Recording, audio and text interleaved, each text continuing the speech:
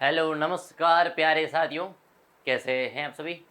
सभी का स्वागत है अपने इस यूट्यूब परिवार पे, मेजर डिफेंस एकेडमी में, मेजर कोचिंग क्लासेस के।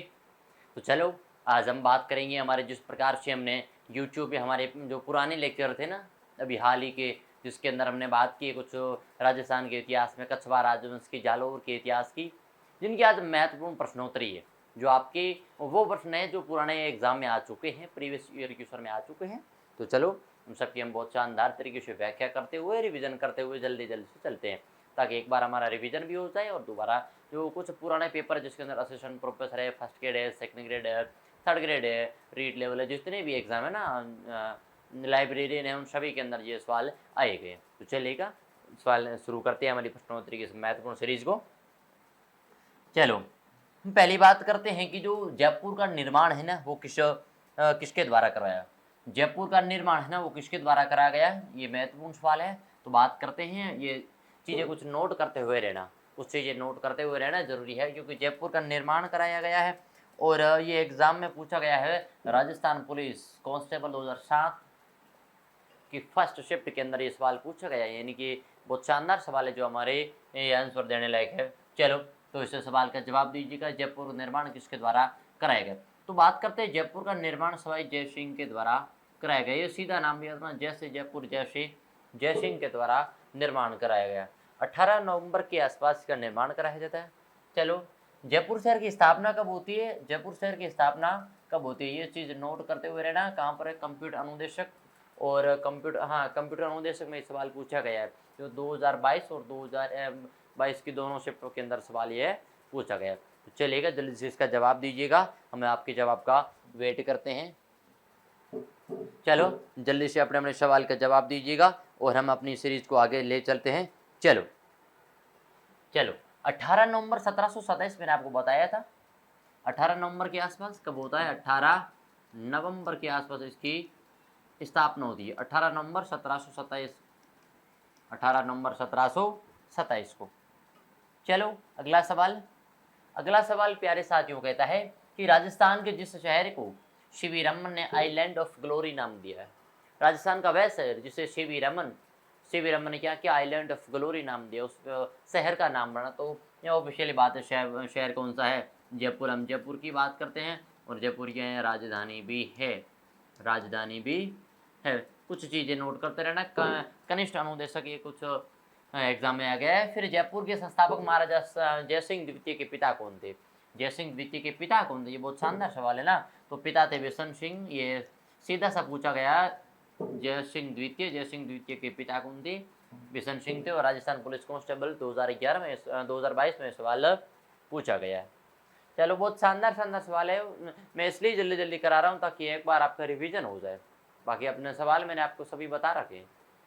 किस सदस्य ने स्वागतम, किस सदस्य के स्वागत में जयपुर शहर को 1876 में गुलाबी रंग से रंगवाया गया था। अब देखो, जयपुर को गुलाबी रंग से रंगवाया गया था, ये माना कि जयपुर है, कि माना कि ये जयपुर है, इस जयपुर को गुलाबी रंग से किसने रंगवाया, ये जो गुलाबी रंग है ना, इस गुलाबी रंग से किसने रंगवाया, ये बहुत महत्वपूर्ण सवाल है ना। तो गुलाबी रंग एक बार भर देते हैं, क्यों ना हो, कहीं ना कहीं मिल जाए। चलो, इस प्रकार से हो सकते तो बना देना। ये मतलब जयपुर को गुलाबी रंग से किसने रंगवाया, तो पूछे तो कोई बता देना, जल्द से जल्द इसका जवाब देना है। प्रिंस अल्बर्ट एडवर्ड के टाइम आया था, और कहा जाता है, कुछ इतिहासकार कहते हैं भैया कि प्रिंस अल्बर्ट एडवर्ड है ना, उनकी जो महारानी थी उन्हें गुलाबी रंग पसंद था, तो गुलाबी रंग पसंद होने के कारण उसे क्या किया भैया, गुलाबी रंग से रंगवाया गया।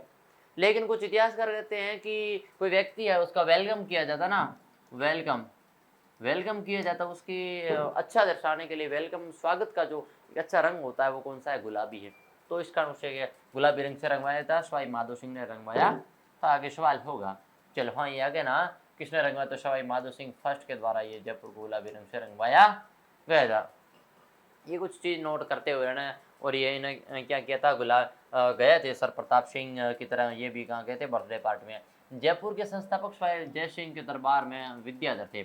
अब मैंने आपको बताया था कि जयपुर की स्थापना के समय विद्याधर भट्टाचार्य व्यक्ति का नाम था, विद्याधर भट्टाचार्य।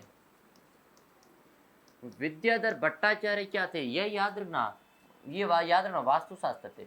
अब इन्होंने विद्याधर भट्टाचार्य ने क्या किया, जयपुर की स्थापना के समय महत्वपूर्ण योगदान निभाया विद्याधर भट्टाचार्य। ये क्या थे, इन्होंने क्या किया था भैया, पूरा वास्तुशास्त्र, यानी जयपुर का जो स्ट्रक्चर था ना वो इनके द्वारा बनाया गया था। चलो फिर बात करते हैं जयपुर नगर की स्थापना के समय मुख्य वास्तुकार मैंने नहीं बताया ना, मुख्य वास्तुशास्त्री लिए लिख देना। मुख्य वास्तुशास्त्री कौन थे, जयपुर का जो नक्शा बनाया ना वो किसके द्वारा बनाया गया, तो विद्याधर भट्टाचार्य, ये पीछे हम बात कर चुके हैं। अगला क्वेश्चन है कि जो कछवाहा राजवंश है ना, ढूंढाड़ राज, उसके जो मुख्य सवाल है उसके संस्थापक कौन थे। मैंने आपको बताया था कि वो राजा था जो दूल्हे की तरह सजा धजा रहता था, उसे क्या किया, दूल्हे राय कहने लगे, तो इसको संस्थापक कौन थे ना, दूल्हे राय थे। संस्थापक कौन थे, दूल्हे राय थे। दूल्हे राय ने, याद रखना, दोसा को राजधानी बनाया था और बड़गुजरों को हराया था। लेकिन बड़गुजरों को हराया था, किन्हें, बड़गुजरों को हराया था, बड़गुजरों को हराया था। और एक चीज यह लिख देना, ये दूल्हे की तरह सजे रहते थे, दूल्हे की तरह सजे रहते थे। बात करें कोकिल देव की, कोकिल देव इन्होंने, याद रखना, बड़गुजरों, ये मीणा को हराया था। इन्होंने किन को हराया था भैया, मीणाओं को हराया था। लिख दो, मीणा को हराया था, मीणा को हराया था। अगला सवाल कहता है कछवाहा राजवंश की जो प्रथम राजधानी है ना वो कौन सी है। मैंने आपको बताया ना, कछवाहा राजवंश की प्रथम राजधानी दौसा है, ठीक है। तो किसके द्वारा बनाई गई थी, दुल्हे राय के द्वारा बनाई गई थी। फिर निम्न में से कौन से कछवाहा शासक ने मीणाओं को हराकर आमेर को अपनी राजधानी बनाई। ये चीज़ हम पढ़ चुके हैं ऑफिशियली, क्योंकि बहुत शानदार सवाल थे। दुल्हे राय ने और कोकिल देव ने, किन्हें, या कोकिल देव ने बड़गुजरों को हराया था, मतलब नहीं, माफ करना, ये मीणाओं को किसने हराया है, मीणा को कोकिल देव ने हराया है। दुल्हे राय ने किन्हें हराया, बड़गुजरों को हराया, बड़गुजरों को दुल्हे राय के द्वारा हराया गया है। फिर बात करते हैं कोकिल देव निम्न से किस वंश से संबंधित है। अब देखो कछवाहा राजवंश की बात करते हैं तो कोकिल देव किस वंश से, कछवाहा राजवंश से है। अगली बात करते हैं कोकिल देव ने आमेर को कछवाहा राजवंश कब बनाया, 1207 के अंदर ये बात करते हैं ना। तो अगर बात करें थोड़ी इस समय दिल्ली के सुल्तानों की, तो लिख दो गुलाम वंश था, गुलाम वंश था दिल्ली किसमें, ठीक है ना, 1206 से 1296 के आसपास का समय था। और गुलाम वंश का संस्थापक कौन था, कुतुबुद्दीन ऐबक था। कौन था, कुतुबुद्दीन ऐबक, ठीक है ना। जो इसका समय था 1206 से 1210। यानी कि पूछ ले कि कोकिल देव के समय दिल्ली का सुल्तान कौन था, तो हो सके तो बता देना, कुतुबुद्दीन ऐबक था। चलो अगली बात करते हैं, अगला राजा कौन सा था। अगला राजा आमेर के राजा थे बिहारी मल की पुत्री का विवाह अकबर के साथ हुआ। मैंने आपको बताया था, तो बिहारी मल है ना, इसका दूसरा नाम है भारमल। दूसरा नाम क्या है, भारमल है। इसका नाम क्या है, भारमल। और भारमल ने अपनी पुत्री का विवाह कराया था सांबर में। कहाँ पर, सांबर में। पुत्री कौन सी थी भैया, हरखा बाई थी। पुत्री कौन थी, हरखा बाई। दूसरा नाम पूछे तो मरियम उज्जमानी, मरियम उज्जमानी। दूसरा नाम क्या है, मरियम उज्जमानी, दूसरा इसका नाम था। चलो फिर इसका पुत्र होता है सलीम। पुत्र कौन सा होता है, सलीम। दूसरा नाम क्या है, जहांगीर। जहांगीर का जो विवाह होता है ना, किसकी, भगवंत दास की पुत्री के साथ, मान भाई के साथ में होता है, ठीक है ना। पुत्री मान भाई के साथ विवाह होता है। और मान भाई का पुत्र कौन था, खुसरो था।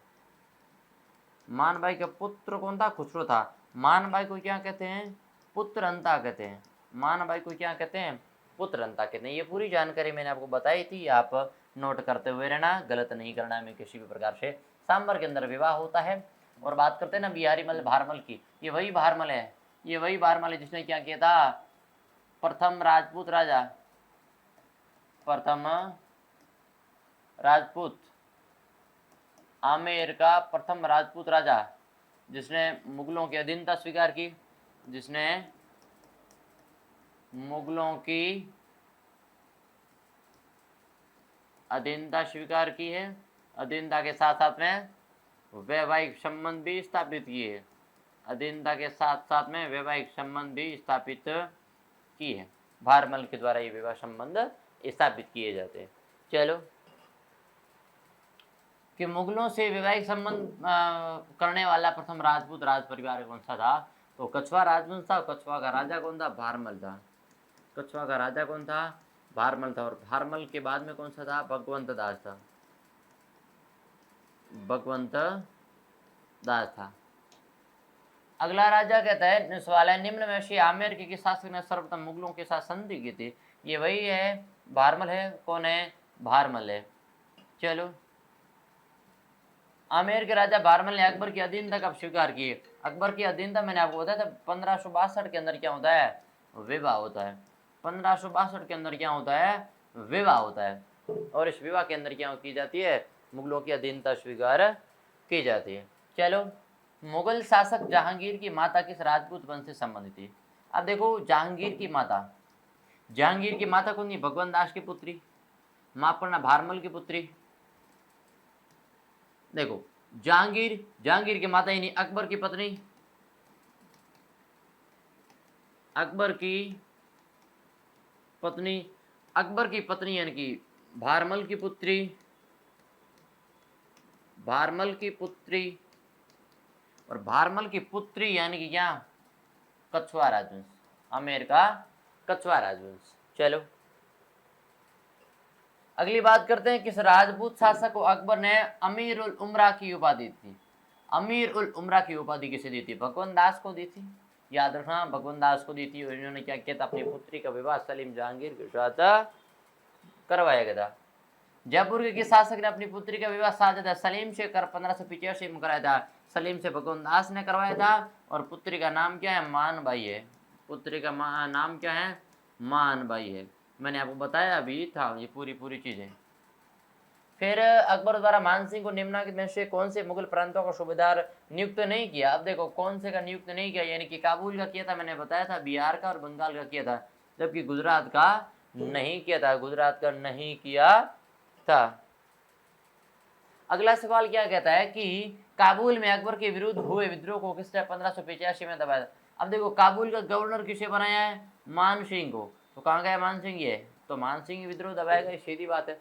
मतलब सवाल मैंने आपको बता रखी है, पूरी थ्योरी पढ़ा रखी है, आप यूट्यूब पे पढ़ लेना, लेकिन एक बार सवाल देख लेते हैं जल्दी जल्दी, ताकि आपका रिवीजन भी हो जाए। आमेर के राजा मानसिंह 1587 से 1592 तक किस प्रांत के सूबेदार थे?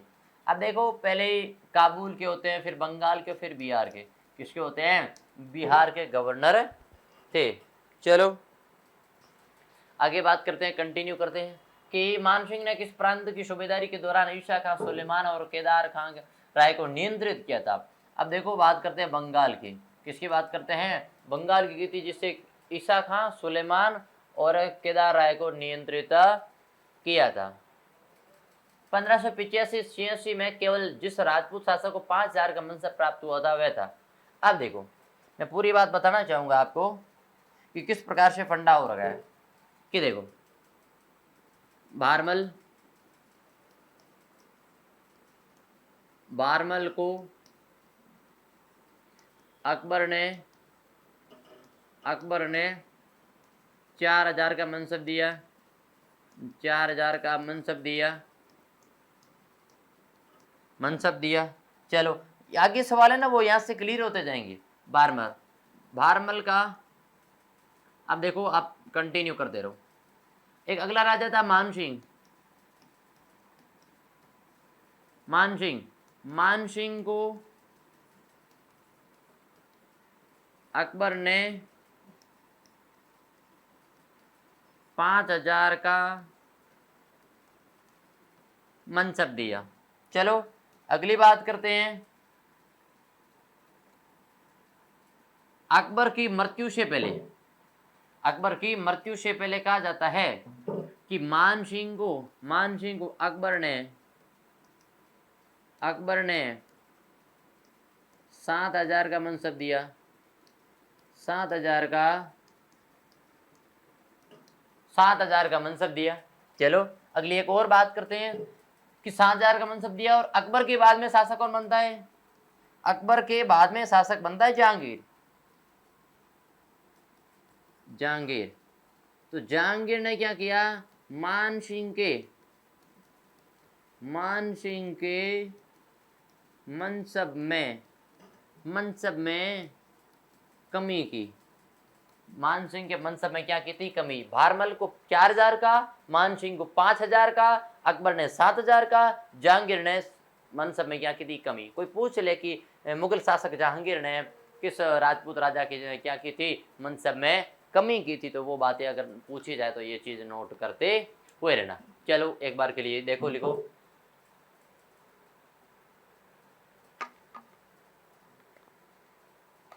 चलो आगे चलते हैं। तो कोई पूछा जाए का मनसब प्राप्त हुआ था किस राजपूत शासक को? 5,000 का। तो पूछ रहे कौन था? मान सिंह था। ठीक है ना।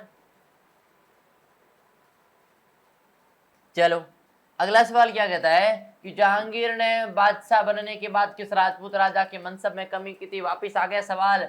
मान सिंह का किया था। किसका किया था? मान सिंह की कमी की थी। चलो महाराजा मान सिंह की मृत्यु कहाँ होती है? इरिचपुर महाराष्ट्र। इरिचपुर महाराष्ट्र के अंदर मान सिंह की क्या होती है भैया? मृत्यु होती है। चलो अगला सवाल क्या कहता है? अगला सवाल कहता है कि उन 2 सरदारों के नाम बताइए जिन्हें अकबर ने समय 7,000 की मनसबदारी प्राप्त हुई थी। तो एक बार ध्यान रखना, मान सिंह तो था। क्या इसमें मान सिंह है? मान सिंह नहीं, ऑप्शन कट गया। मान सिंह है यहाँ तक ठीक है। उदय सिंह मान कट गया। रहीम खान कट गया। बैरम का कौन बचा? मान सिंह और मिर्जा अजीज। कोका को क्या मिला था? 7,000 का मनसब दिया था। पूछ देखना ना, second grade Urdu, second grade teacher के अंदर ये पूछा गया था। बात करते हैं किस सन में अकबर ने मान सिंह को 7,000 जात में 6,000 सवार का मनसब प्राप्त दिया था? मैं बताना चाहूंगा आपको 1605 के अंदर। 1605 के अंदर क्या किया था? मैंने आपको बताया अकबर की मृत्यु के समय। अकबर की मृत्यु होती है 1605 में। अकबर की मृत्यु भी 1605 में होती है। लेकिन अकबर ने अपनी मृत्यु से पहले मान सिंह को कितना? 7,000 जात में 6,000 सवार का मनसब प्राप्त दिया था। प्रथम बार 7,000 के मनसब और मिर्जा राजा की उपाधि प्राप्त करने वाला आमेर का, देखो 7,000 तो सीधा याद रखना कौन था भाई? मान सिंह था। कौन था भाई? मान सिंह था। सवाल करने गलत करने की कोई गुंजाइश नहीं होनी चाहिए। किस मुगल शासक ने अपने शासनकाल में हिंदू, राजपूत व मराठा सरदारों की संख्या में वृद्धि की थी? मैं आपको बताना चाहूंगा औरंगजेब वो व्यक्ति था जिसने क्या किया था? सर्वाधिक हिंदू सरदारों की क्या की थी? संख्या में वृद्धि की थी। औरंगजेब की कुछ बातें अगर करना चाहे तो सबसे पहले बात करते हैं कौन था भाई? औरंगजेब। कौन था? औरंगजेब की बात करते हैं। अपनी एकमात्र पत्नी औरंगजेब ने अपनी एकमात्र पत्नी कौन थी भैया? रुबिया बीबी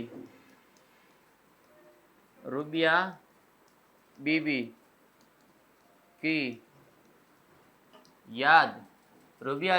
याद में महल बनाया। क्या बनाया? महल बनाया। इस महल को क्या कहते हैं? रुबिया बीबी को दक्षिण का ताजमहल कहते हैं। इसे क्या कहते हैं? दक्षिण का ताजमहल कहते हैं। एक और इसकी टाइटल है ताजमहल की फूड नकल। ताजमहल की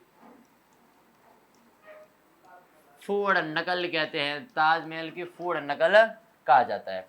तो समझ में आया ना कौन था? औरंगजेब था। और एकमात्र मुगल शासक जो अपनी एकमात्र बीवी को समर्पित था, एकमात्र पत्नी को समर्पित था।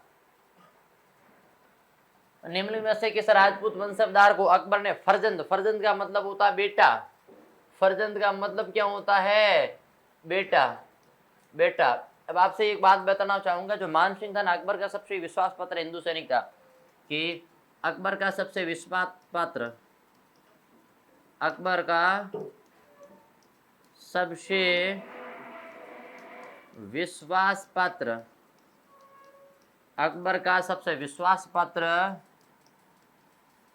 हिंदू सेनापति कोई था तो कौन था? मान सिंह था।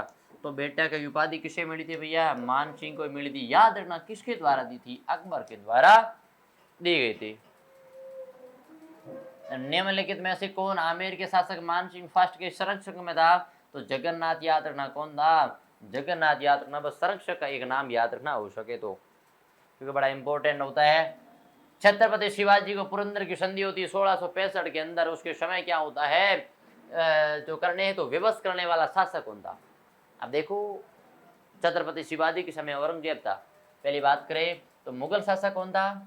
इसके समय मुगल शासक कौन था भैया? औरंगजेब था। कौन था? औरंगजेब था। ठीक है, अब कुछ बात करते हैं 1665 के अंदर क्या होती है? पुरंदर की संधि होती है। तो पुरंदर की संधि के अंदर याद रखना महत्वपूर्ण चीज क्या होती है कि संधि में सिवाई जो शिवाजी थे, उन शिवाजी को संधि करने तो विवश किसने किया था? मिर्जा राजा जयसिंह ने किया था। इन्होंने कहा था मैं अपने व्रत की घेरे की तरह बांध दूंगा, अपने व्रत के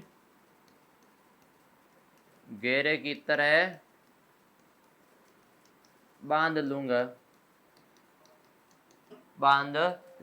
तो सब मिर्जा राजा जयसिंह था। और ये जो संधि होती है ना, ये संधि 1665 के अंदर होती है और शिवाजी और सवाई जयसिंह सॉरी मिर्जा राजा जयसिंह के मध्य होती है। अब देखो, जयपुर का कौन सा शासक जिसने मुगल बादशाह जहांगीर, शाहजहां और औरंगजेब का सेवा में रहा था? औरंगजेब की सेवा में रहा था। 3 शासक, यानी औरंगजेब की सेवा में कौन रहा था? मिर्जा राजा जयसिंह। मिर्जा राजा जयसिंह, सवाई जयसिंह की बात करें, ये 7-8 मुगल शासकों का समय देखता है ना। फर्रुख शेर, बहादुर शाह, फर्रुख शेर, जहादर शाह, रफीउद्दौला, रफीउद्दौला, मोहम्मद रंगीला। आमेर के जयसिंह को मिर्जा राजा की उपाधि से किसने दिया था? याद रखना जहांगीर, और जहांगीर के बाद में कौन था? शाहजहां ने उपाधि दी थी। अगर पूछ रहे सवाई को, सवाई जयसिंह सेकंड को सवाई की उपाधि को देता है तो कौन देता है? औरंगजेब देता है। हिंदी का प्रसिद्ध विद्वान बिहारी किसके दरबार में था भैया? मिर्जा राजा जयसिंह के। और जिसने लिखा क्या है? बिहारी सतसई लिखा है। लिखा क्या है? बिहारी सतसई। इसने क्या लिखा है? ग्रंथ लिखा है। अगली बात, पुरंदर की संधि 1665 एडी में किसके मध्य होती है? शिवाजी और मिर्जा राजा जयसिंह के मध्य। शिवाजी और मिर्जा राजा जयसिंह के मध्य होती है। फिर बात करते हैं आमेर के मिर्जा राजा जयसिंह व शिवाजी के मध्य शांति वार्ता के मध्यस्थता में कौन था? तो याद रखना रघुनाथ पंडित अत्रे थे। रघुनाथ पंडित अन्य थे। इनकी मध्यस्थता में संधि होती है। क्या लो, शाहजहां द्वारा शाह सुजा के विरुद्ध भेजी गई मुगल सेना का सेनापति कौन था? बड़ा शानदार सवाल है। मुगल सेना का सेनापति कौन था? तो ये चीज नोट करते हुए रहना है। देखो कि पूछा जाए कि शाहजहां और शाह सुजा के मध्य अगर जो विवाद होता है जिसके अंदर मुगलों की ओर से कौन गए थे? ये मुगलों की ओर से गए थे। मुगलों की ओर से लड़ता मिर्जा राजा जयसिंह लड़ता। कौन था? मिर्जा राजा जयसिंह था। ये चीज नोट करते हुए रहना। किस मुगल सम्राट ने सवाई जयसिंह को राजा राजेश्वर की उपाधि से नवाजा गया था? नाम तो मोहम्मद शाह है, लेकिन जो सवाई की उपाधि दी है ना, वो किसने दी है? औरंगजेब के द्वारा दी गई। सवाई की उपाधि औरंगजेब के द्वारा और राजा राजेश्वर की उपाधि मोहम्मद शाह रंगीला, जो अपने रंगीले मिजाज के कारण जाना जाता था। और कहा जाता है कभी कभी अपने दरबार के अंदर महिलाओं के वस्त्र भी पहन कर आता था और कभी कभी नंगा भी आता था कि ठंडी ठंडी हवा चल हिन पहाड़ा नगरी के बीच में नंगा आता था। और कहता दरबार में आते ही कहता कि सभी अपने अपने वस्त्र उतार कर फेंक दो। अब उन्होंने कहा यार फालतू में गर्मी मर रही, इधर का उधर लपेटा, फेंको बाहर और आराम से मजे से बैठो। हुरडा सम्मेलन होता है ना, वो किस बार आयोजित होता है? हुरडा सम्मेलन की कुछ महत्वपूर्ण बातें ना वो हम करते हैं। चलो देखो, हुरडा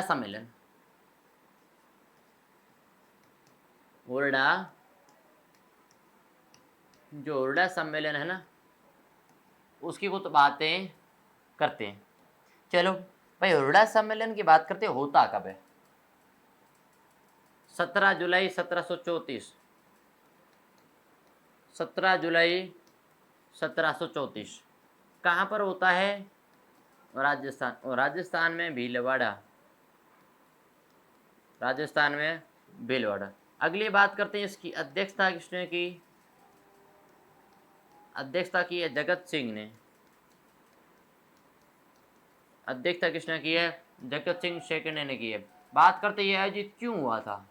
आयोजित होने के पीछे कारण क्या था? कि मराठा अभियान को रोकने के लिए, मराठा अभियान रोकने हेतु, रोकने हेतु। क्या ये सफल रहा था? ये पूर्ण रूप से असफल रहा था। क्या रहा था?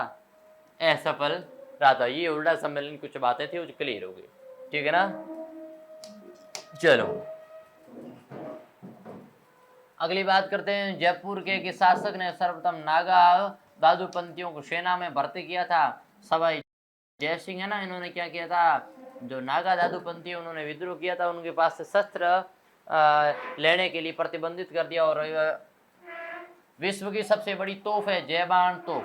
जयबान तोप का निर्माण किसके द्वारा करवाया गया था? ये मेरे माफ करना, ये सवाई जयसिंह सेकंड के द्वारा, सवाई जयसिंह सेकंड के द्वारा निर्माण किया जाता है। और एशिया की सबसे बड़ी तोप है, विश्व की सबसे बड़ी क्या है? तोप है, जो जयपुर किले में, आमेर किले में स्थित है। चलो अगली बात करते हैं कि निम्नलिखित में से शासकों में से अश्वमेध यज्ञ संपन्न करने वाला अंतिम शासक कौन था? अश्वमेध यज्ञ संपन्न करने वाला अंतिम राजा कौन था? तो सवाई जयसिंह था। कौन था? सवाई जयसिंह था।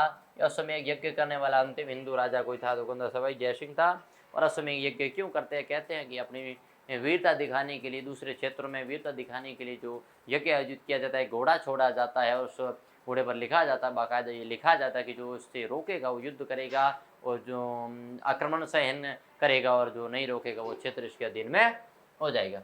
महारानी अमर कुंवरी बूंदी नरेश महारावल बुद्ध सिंह की पत्नी व बहन थी। मिर्जा राजा की नहीं, सवाई जयसिंह की बहन थी। और के समय क्या होता है? बूंदी उत्तराधिकारी संघर्ष होता है। क्या होता है? बूंदी उत्तराधिकारी, बूंदी उत्तराधिकारी संघर्ष होता है। और बूंदी उत्तराधिकारी संघर्ष के तहत राजस्थान में सर्वप्रथम मराठों का प्रवेश, राजस्थान में सर्वप्रथम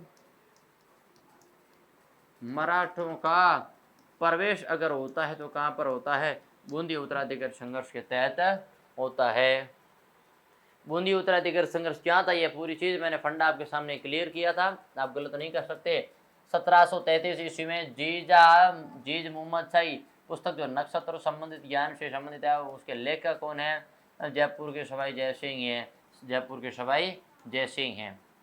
फिर सवाल पूछा है सवाई जयसिंह द्वारा लिखित जयसिंह कारिका नामक जो पुस्तक है ना, उसके पीछे मुख्य रीजन क्या है? मुख्य रीजन क्या है? ज्योतिष से संबंधित पुस्तक है। कौन सी है? फिलोसोफिस्ट, दर्शन शास्त्री, ज्योतिष से संबंधित पुस्तक है। जादू टोना तंत्र मंत्र आपने नाम सुना होगा, जिसके अंदर कहा जाता है टिड्डियों से बचने का मंत्र भी अथर्ववेद में दिया जाता है। किस समूह की खगोलीय वेधशालाओं का निर्माण महाराजा जयसिंह के द्वारा करवाया गया था? मैं कहता हूँ दिल्ली, जयपुर, उज्जैन, मथुरा और बनारस, ये। और दिल्ली क्या सबसे पुरानी है? दिल्ली सबसे पुरानी है। और जयपुर वाली को क्या किया है? विश्व विरासत सूची में, विश्व विरासत सूची में, विश्व विरासत सूची में शामिल किया गया था 2010 में, 2010 में। और उज्जैन, मथुरा और बनारस के अंदर क्या है? ये कुछ ज्योतिष खगोलीय आधारित क्या है? कुछ सौर वेधशालाएं हैं। और जयपुर के शासक जिसने 5 सौर वेधशालाओं का निर्माण किया, तो सीधा याद रखना जयसिंह के द्वारा निर्माण करवाया गया। फिर सवाई जयसिंह द्वितीय को मुगल सम्राटों द्वारा कुल कितनी बार मालवा सूबेदारों का सूबेदार बनाया गया? सूबेदार तो बनाया गया था 3 बार के अंदर। कितने बार? 3 बार बनाया गया था। चलो कुछ खास नहीं, केवल संख्या याद रखनी है। 1743 में सवाई जयसिंह की मृत्यु के बाद जयपुर की गद्दी पर कौन बैठा? मैं आपको बताना चाहूंगा, मैं आपको ये बताना चाहूंगा कि जयपुर की गद्दी पर कौन बैठा था। तो जयपुर की गद्दी पर बैठने वाला याद रखना, माधो सिंह और ईश्वर सिंह 2 थे। मैंने आपको बताया था, ये भी बताया था कि माधो सिंह वर्सेज ईश्वरी सिंह, माधो सिंह वर्सेस ईश्वरी सिंह, और राजा बनता है कौन? ईश्वरी सिंह। तो अगला राजा कौन बना था भैया? ईश्वरी सिंह राजा अगला बना था। फिर है जो मराठा विजय, मराठा विजय का जो प्रतीक है ना, मराठा विजय का प्रतीक सरगासुली, इसका निर्माण किसके द्वारा करवाया गया था? इसका सवाल का जवाब कमेंट बॉक्स के अंदर दूंगी, इसका जवाब मैं नहीं दूंगा। जो मराठा विजय का प्रतीक होता है सरगासुली, उसका निर्माण किसके द्वारा करवाया गया? ठीक है। और अगली क्लास के अंदर हम इसकी चर्चा भी करेंगे कि किस महाराजा के दरबार में 22 कवि, 22 ज्योतिष, 22 संगीतज्ञ और 22 विषय विशेषज्ञों के रूप में गंधर्व बायशी का विद्वान था। देखो गंधर्व बायशी पूछ लेना, ये शब्द याद रखना, गंधर्व बायशी। गंधर्व बायशी तो किसके थे? सवाई प्रताप सिंह के दरबार के अंदर ही विद्यमान थे। अगला सवाल है कि जयपुर का कौन सा शासक कविताओं में अपना उपनाम ब्रजनिधि नाम से लिखता था? जयपुर का कौन सा शासक है वो कविताओं के अंदर, साहित्य के अंदर जो अपना नाम है ना वो ब्रजनिधि नाम से लिखता था? जो साहित्य रचित होते थे ना राजस्थान के अंदर, उनमें महत्वपूर्ण चीज ये है कि जो अपना साहित्य लिखा था जो उस साहित्य पर अपना नाम क्या था? ब्रजनिधि नाम था। अपना नाम क्या था? ब्रजनिधि नाम से ये कविताएं लिखा करता था। तो दो सवाल आपके सामने, जो कमेंट बॉक्स के अंदर आपको जवाब देने हैं। चलो अगला सवाल कहता है कि तुंगा का युद्ध है ना वो कब लड़ा गया? देखो तुंगा का युद्ध लड़ा जाता है 28 जुलाई को। 28 जुलाई 1787 को मैंने आपको तुंगा, हरमाड़ा, बटवाड़ा ये युद्ध बताए थे। युद्ध गलत करने की कोई गुंजाइश नहीं होनी चाहिए, समझ में आया? क्योंकि तुंगा, हरमाड़ा, बटवाड़ा, जाजऊ, खानवा, पानीपत ये सारे युद्ध मेरे बता रखे। चंदेरी, घाघरा, हल्दी घाटी, दिवेर, ये पूरे युद्ध बता रखे हैं आपको सामने। खातोली, बाड़ी, तो गलत करने की कोई गुंजाइश नहीं होनी चाहिए। 28 जुलाई 1787 को युद्ध होता है। चलो अगली बात करते हैं, राजस्थान के एक राज्य का वह कौन सा शासक जिसने बनारस हिंदू विश्वविद्यालय की स्थापना में महत्वपूर्ण भूमिका निभाई थी? तो देखो कहाँ पर है बनारस हिंदू विश्वविद्यालय? जो राजस्थान में एक राज्य, जो कौन सा शासक जिसने बनारस हिंदू विश्वविद्यालय के अंदर बनाने में महत्वपूर्ण भूमिका निभाई थी? तो जयपुर का कौन सा था? माधो सिंह सेकंड राजा था, जिसने क्या किया था इसके अंदर निर्माण में महत्वपूर्ण भूमिका निभाई थी। और आज की प्रश्नोत्तरी का सबसे अंतिम सवाल, चलो महाराजा सवाई मान सिंह ने किस देश में भारत के राजदूत रहे हैं? नाम क्या है? सवाई मान सिंह। वो स्पेन देश के क्या रहे भैया? राजदूत के रूप में इन्होंने कार्यरत थे, स्पेन के राजदूत के रूप में कार्यरत थे। चलो आई होप ये जो सवाल दिए गए उन सवालों को आप क्या करना, कमेंट बॉक्स के अंदर लिख देना और जवाब भी क्वेश्चन के साथ में लिखना, ताकि पता चले कि इसका आंसर क्या है। और मिलते हैं हम नेक्स्ट सेशन के अंदर कुछ नए टॉपिक के साथ में, एक नए राजवंश के साथ में बहुत शानदार तरीके से तैयारी करेंगे। तो तब तक के लिए हंसते रहिए, मुस्कुराते रहिए, गुनगुनाते रहिए। इसी का नाम क्या है? जिंदगी है। चलो धन्यवाद।